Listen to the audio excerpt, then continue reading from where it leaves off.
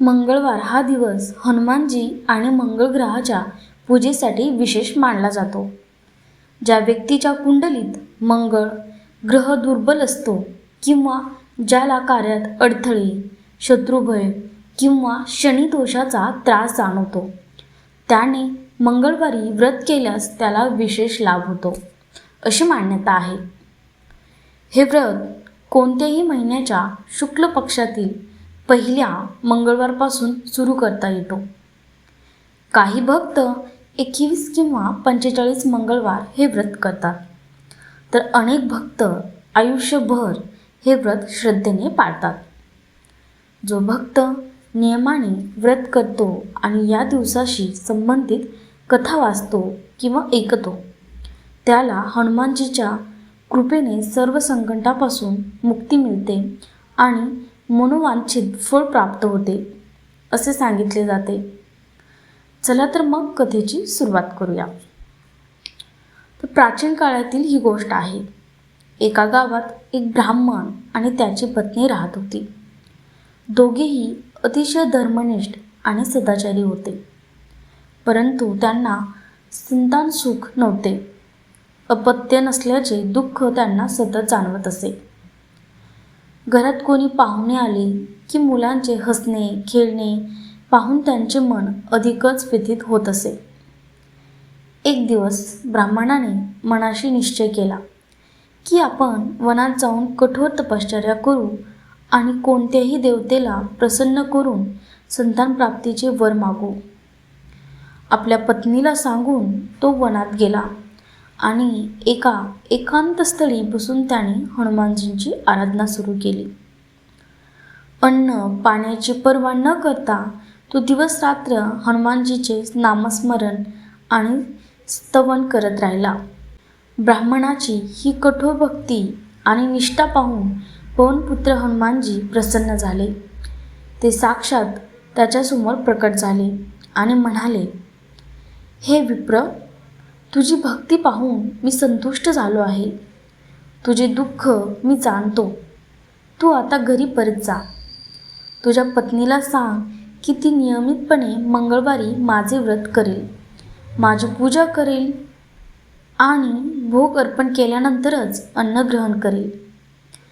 अशा श्रद्धापूर्वक व्रतामुळे तुम्हाला निश्चितच संतान सुख प्राप्त होईल. हनुमानजींचा हा आशीर्वाद ऐकून ब्राह्मणाला अतिशय आनंद झाला. त्याने त्यांचे आभार मानले आणि घरी परतून पत्नीला सर्व वृत्त सांगितले. पतीच्या सांगण्यानुसार ब्राह्मणीने त्याच दिवसापासून मंगळवारचे व्रत सुरू केले. प्रत्येक मंगळवारी ती उपवास करत, हनुमानजींची मनोभावे पूजा करत आणि नैवेद्य तयार करून तो प्रथम हनुमानजींना अर्पण केल्यानंतरच स्वतः भोजन करत असे. एक मंगळवार असा आला की काही कारणास्तव ब्राह्मणी नैवेद्य तयार करू शकली नाही. आपला नियम मोडला जाऊ नये यासाठी तिने ठाम निश्चय केला, जोपर्यंत मी हनुमानजींना विधिवत नैवेद्य अर्पण करू शकत नाही, तोपर्यंत मी अन्नाला स्पर्शही करणार नाही. या निश्चयापोटी ती अन्न पाण्याशिवाय राहिली. 6 दिवस उलटले. ब्राह्मणी अशक्त होत गेली, पण तिची श्रद्धा मात्र तितकीच दृढ राहिली.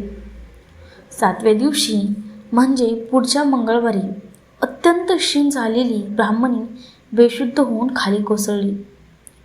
तिची ही अपार भक्ती, सहनशक्ती आणि निष्ठा पाहून हनुमानजींचे हृदय भरून आले. ते तात्काळ तिथे प्रकट झाले आणि त्यांनी आपल्या कृपादृष्टीने तिला शुद्धीवर आणले. हनुमानजी प्रेमाने म्हणाले, हे ब्राह्मणी, तुझ्या तपस्येने आणि निष्ठेने मी अतिशय प्रसन्न झालो आहे. तुझ्या व्रताच्या फळस्वरूप मी तुला एक पुत्र प्रदान करतो. हा पुत्र तुझी सेवा करेल आणि तुझ्या कुळाचे नाव उज्ज्वल करेल. असे म्हणून हनुमानजींनी तिला आशीर्वाद दिला आणि अंतर्धान पावले.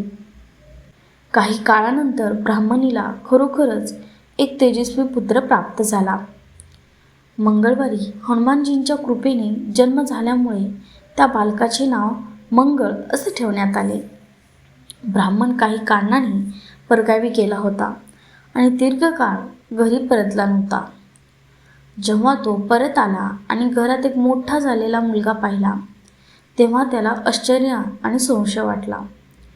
कारण त्याला हनुमानजींनी दिलेल्या आशीर्वादाची विस्मृती झाली होती. पत्नीच्या चारित्र्याविषयी मनात शंका घेऊन तो अत्यंत व्यथित आणि क्रोधित झाला. त्या रात्री हनुमानजी स्वतः ब्राह्मणाच्या स्वप्नात प्रकट झाले आणि त्यांनी सत्य परिस्थिती स्पष्ट केली.